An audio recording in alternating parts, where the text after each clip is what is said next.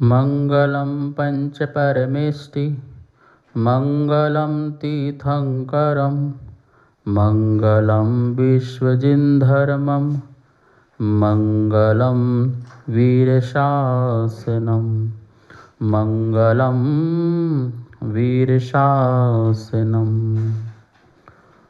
यस्य स्वयं स्वभावाप्ति रभावे कृष्णकर्मणः तस्मै संज्ञानरूपाय नमोस्तु परमात्मने नमोस्तु परमात्मने।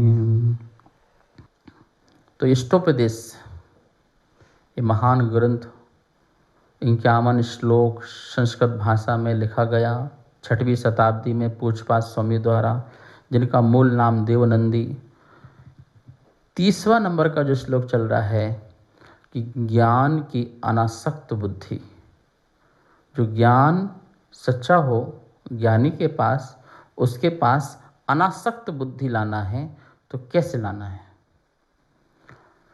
भुक्तोर्छिधा मुहुर्मोहान् मया सर्वेऽपि पुद्गलाः उच्छिष्टेष्विभतेष्वद्ये मम विज्ञस्य का स्पृहा।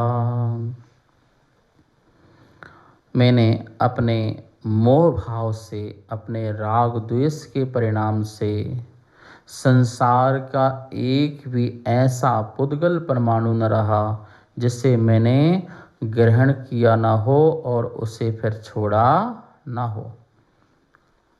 अभी तो यहाँ ग्रहण करने की बात कर रहे हैं, भुक्त्वा भोगना, फिर उच्छता मतलब छोड़ना, उच्छता छोड़ना, ठीक है ना। और यहाँ पर एग्जाम्पल दे रहे हैं, इतना ऐसा उदाहरण दे रहे हैं कि जिसको सुनकर के गिलानी पैदा हो जाए। क्या लिखा नीचे लाइन में? उच्छिष्टेषु, संधि कीजिए, उच्छिष्टेषु, वा का ऊ कीजिए, उससे निकलेगा एव। उच्छिष्टेषु, उच्छिष्ट शब्द मूल क्या है? उच्छिष्ट, और सप्तमी के बहुवचन में बन जाएगा उच्छिष्टेषु। ये सर्वेषु, बालकेषु, रामेषु ऐसे रूप चलते हैं ना, ऐसे उच्छिष्ट। उच्छिष्ट कैसे कहते हैं? बमन, उल्टी, झूठन, किसको बोलते हैं? जब मुख से खा रहे हैं वो बाहर निकल जाए तो उसे कहते हैं उच्छिष्ट। क्या कहते हैं? उच्छिष्ट कहते हैं। पेट से निकल जाए, मुंह से निकल जाए, जो आपने अंदर लिया है वो बाहर निकल जाए, जो झूठन है, जो छूट गया, मुंह से निकल गया, ठीक है ना।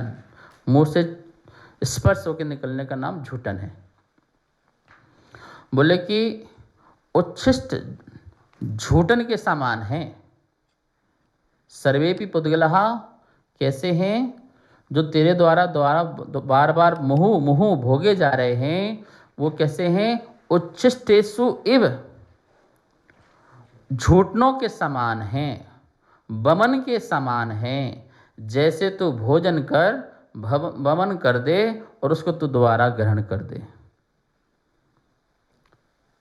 अपने मुख से खकार को थूको और फिर उससे ग्रहण कर लो। स्वान, स्वान को देखा है? स्वान जब बीमार होता है तो वो घास खाता है और अपने को उल्टी कर लेता है। कुछ ऐसी चीज़ खाता है, उसको पता है, नॉलेज है। पेट में जब भी बीमारी होती है उसको खाएगा और फिर क्या करेगा? बमन कर लेगा और बमन को दोबारा खा लेगा। वो एक ही ऐसी प्रजाति है जो अपनी उल्टी को खाता है। स्वान, कुत्ता, स्वयं उल्टी करेगा और उल्टी करके स्वयं ही उसको खा जाता है। सुनने में घृणा आ रही है, सुनने में गिलानी आ रही है, और ये हमने कितने बार किया है। स्वान अवस्था तो छोड़ो, अपन रोज भोजन कर रहे हैं, रोज छोड़ रहे नहीं छोड़ रहे हैं, रोज घर का उपयोग करते हैं, फिर उस घर को छोड़ते हैं।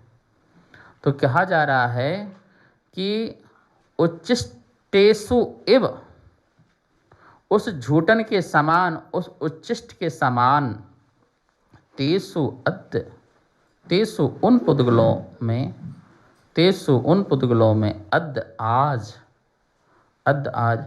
मम विज्ञस्य काह स्पृहा, मम मुझ विज्ञस्य ज्ञानी, मुझ ज्ञानी के द्वारा काह स्पृहा क्या इच्छा है उसकी, क्या अभिलाषा है, क्या अभिलाषा है उसकी, जिसको मैंने अनंत बार उसे ग्रहण किया है और फिर छोड़ा है, फिर उसकी क्या अभिलाषा।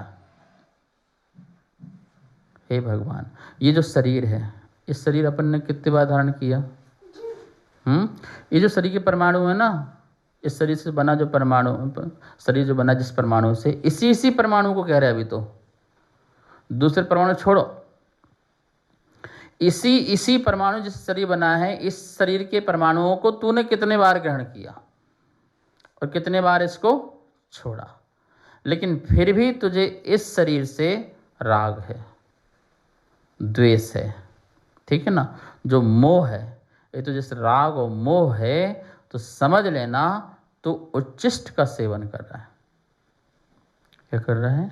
पुनः ग्रहण करने की कोशिश करता है, मैं कितना सुंदर हूँ, मैं कितना अच्छा हूँ, मैं कितना बढ़िया हूँ और बढ़िया हो जाऊँ। ये सब जो है ये उच्छिष्ट को ग्रहण करने के भाव हैं। आगामी काल में मुझे अच्छा शरीर मिले, आगामी काल में मुझे अच्छे भोग मिले, आगामी काल में मुझे अच्छा जीवन मिले, आगामी काल में मुझे वस्त्र आभूषण अच्छी पर्याय मिले, ये उच्छिष्ट का सेवन है, इस झूठन का सेवन है। मोहान मया, मोह के द्वारा, मेरे द्वारा मोह से सर्वेपि पुद्गलः, इन समस्त पुद्गलों को छोड़ा गया है। तो कितनी सुंदर बात की, अद्य आज उच्छिष्टेषु इव, उस झूठन के समान, तेसु उन पुद्गलों पर, मम विज्ञस्य कह स्पृह, मुझ ज्ञानी का क्या स्पृहा, स्पृहा मतलब स्पृह मतलब अभिलाषा, निष्प्रह बोलते हो ना कि साधु निष्प्रह होते हैं, तो निष्प्रह मतलब निर्मल, अभिलाषा रहित, इच्छा रहित होते हैं। कहाँ पर आया निष्प्रह शब्द, किसी को थोड़ा याद है? मेरी भावना में बोलो।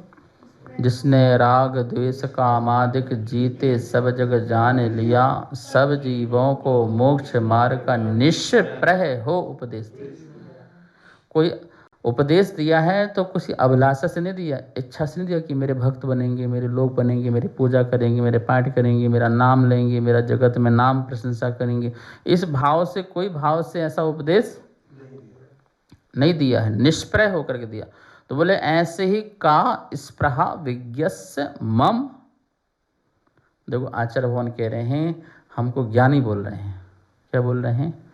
अज्ञानी बोल रहे हैं तो गुस्सा आ जाए, हैं क्या अज्ञानी है तो इसकी शिक्षा करता है। तो ऐसा नेगेटिव ना बोलने की अपेक्षा कैसे बोला उन्होंने? पॉजिटिव बोला, सकारात्मक समझाने के प्रयास किया। हे ज्ञानी, विज्ञस्य, विज्ञ मतलब होता है ज्ञानी, ज्ञान, विज्ञ मतलब ज्ञान, तू ज्ञानी है। विज्ञ बोलो, विज्ञ, ज्ञा, जो ज्ञा शब्द होता है वो जानने अर्थ में आता है।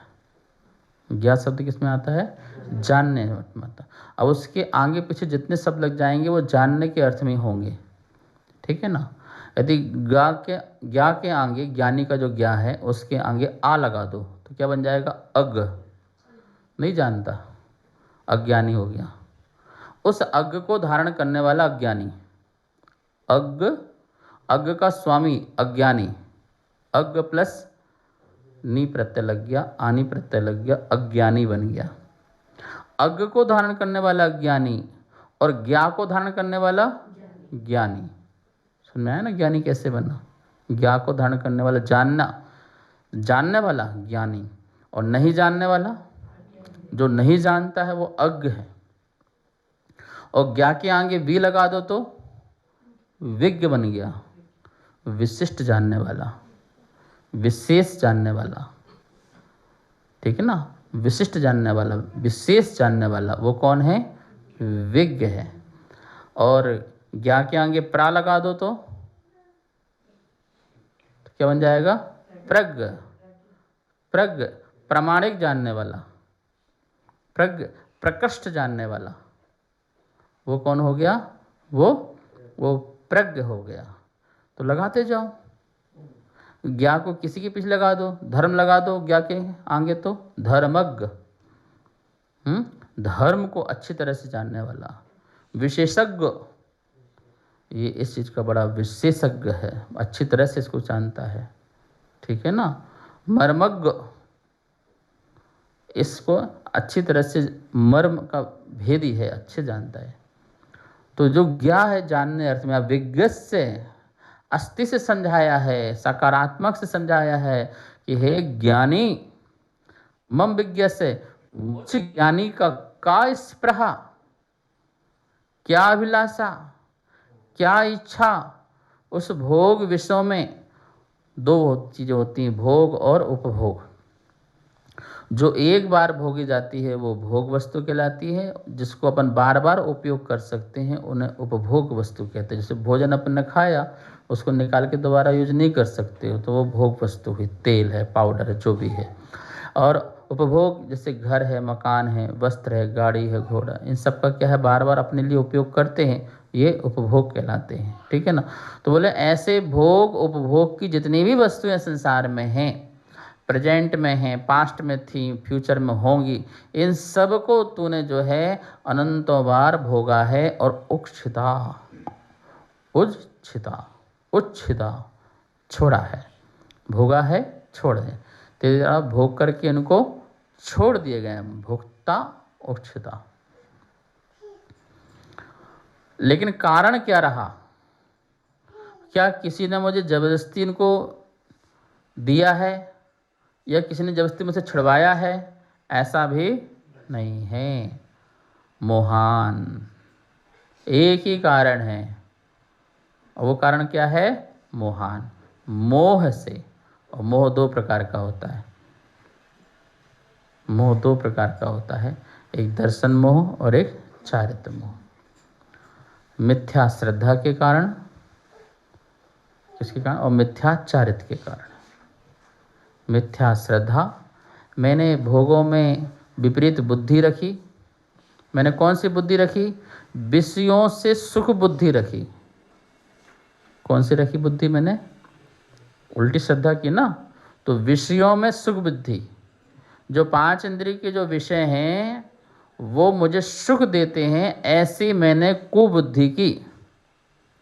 और उस कुबुद्धि के कारण मैंने विषयों को चाहा, विषयों को इकट्ठा किया, तो मेरी कुबुद्धि हुई, तो वो दर्शन मोह नहीं हुआ, ठीक है ना। और मिथ्या चारित्र के कारण उन विषयों में मैं तल्लीन रहा, उन विषयों में मैं क्या रहा? तल्लीन रहा, लीन रहा। तो मिथ्याचारित्र के कारण उन विषयों में मेरी स्थिरता बनी रही। कुबुद्धि के कारण तो क्या है, मैंने उनको ग्रहण किया कि नहीं ये होना चाहिए, ये तो बहुत ज़रूरी है, तो बढ़िया है, ये तो इस प्रकार से होता है। और उसको पाने के बाद मैंने मिथ्याचारित्र के कारण उनको मैंने संग्रह करके रखा, अपने पास रखा, बार बार रखा, संग्रह किया, उनका संचय किया, जाने नहीं दी अपने पास से। फिर भी आयु समाप्त होती है, वो छूट जाते हैं, फिर नहीं मिलते हैं, फिर इकट्ठा होता है, फिर कलेक्शन होता है।